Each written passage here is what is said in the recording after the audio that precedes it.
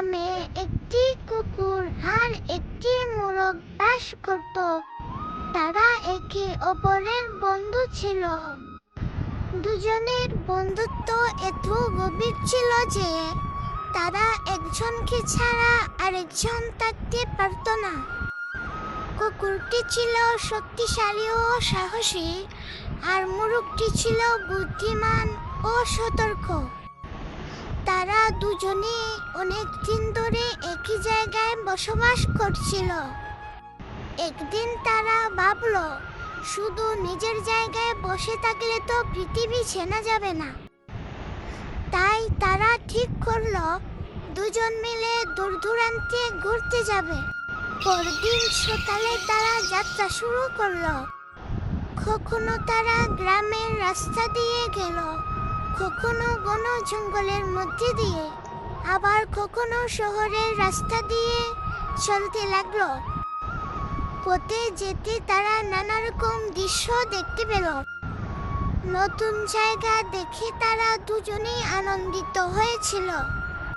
এভাবে সারাদিন হাঁটতে হাঁটতে সন্ধ্যা হয়ে গেল।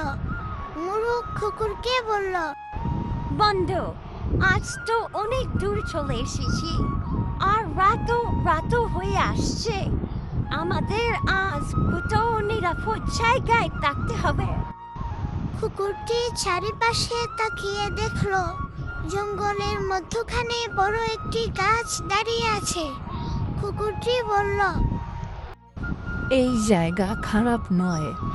তুমি গাছের কোনো নিরাপদ ডালে উঠে ঘুমিয়ে পড়ো, আর আমি গাছের নিচে থাকি। তাহলে আমরা দুজনেই নিরাপদে থাকবো। মোরগ বন্ধুর কথা মেনে নিল। সে গাছের উপর উঠে শক্ত একটি ঢালে বসে পড়ল। কিছুক্ষণ পর দুজনেই গভীর ঘুমে আচ্ছন্ন হয়ে পড়ল।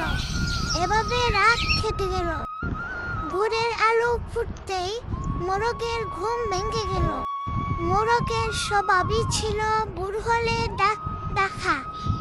তাই সে ভোর হওয়ার সাথে সাথে গলা উঁচু করে ডাকতে শুরু করলো।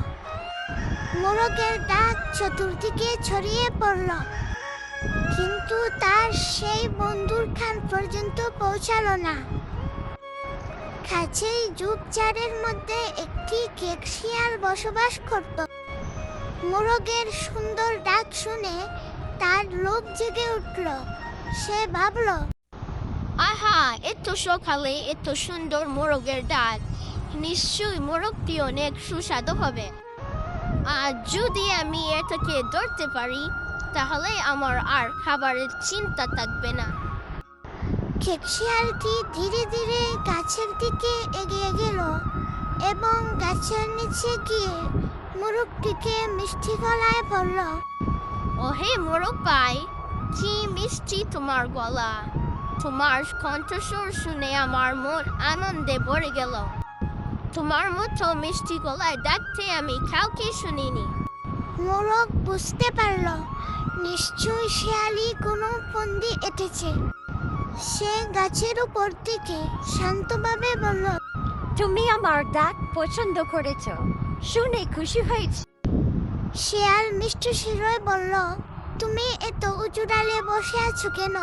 নিচে নেমে আসো না। তোমাকে কাছ থেকে দেখার ইচ্ছে হচ্ছে। তোমাকে কাছে ফেলে তোমাকে জড়িয়ে ধরে মনটা শান্ত করব। মোরগটি বুঝতে পারল শিয়ালটি তাকে খাওয়ার জন্য নিচে ডাকতেছে, কিন্তু সে ভয় পেল না, কারণ সে জানে তার বন্ধু কুকুর গাছের নিচেই আছে। মোরগ ভেবে বলল, আপনার কথা তো আমার খুবই ভালো লাগছে। আমিও আপনার সাথে দেখা করতে চাই, কিন্তু একটা সমস্যা আছে। মোরগ বলল, আমি এখান নিচে নামতে পারবো না, কারণ আমার এক বন্ধু গাছের নিচে ঘুমিয়ে আছে। তাকে জাগিয়ে তুলুন। সে যদি অনুমতি দেয় তাহলে আমি নিচে নেমে আসবো। কোথায় দারোয়ান? তখন মোরগ গাছের পিছনের দিকে ইশারা করল। শিয়ালটি গাছের পিছনের দিকে উঁকি দিয়ে দেখার চেষ্টা করল। সেখানে কুকুর ঘুমের ভান ধরে চুপচাপ ঘুমিয়েছিল। কেক শিয়াল কুকুরের কাছাকাছি যেতে কুকুরটি লাফ দিয়ে তার ঘাড় চেপে ধরল। কেক শিয়ালটি চিৎকার করে উঠল এবং বলল, বাঁচাও বাঁচাও। কুকুরটি তাকে তাড়া করে অনেক দূর পর্যন্ত নিয়ে গেল।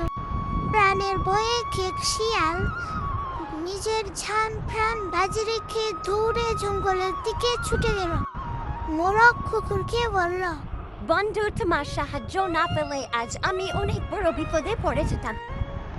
কুকুর বলল, তোমার বুদ্ধি না থাকলে আমিও বুঝতে পারতাম না বিপদটা আসলে আমরা দুজনই একে অপরকে সাহায্য করেছি। সত্যিকারের বন্ধু এমনই, একজন বিপদে পড়লে অপরজন পাশে দাঁড়ায়।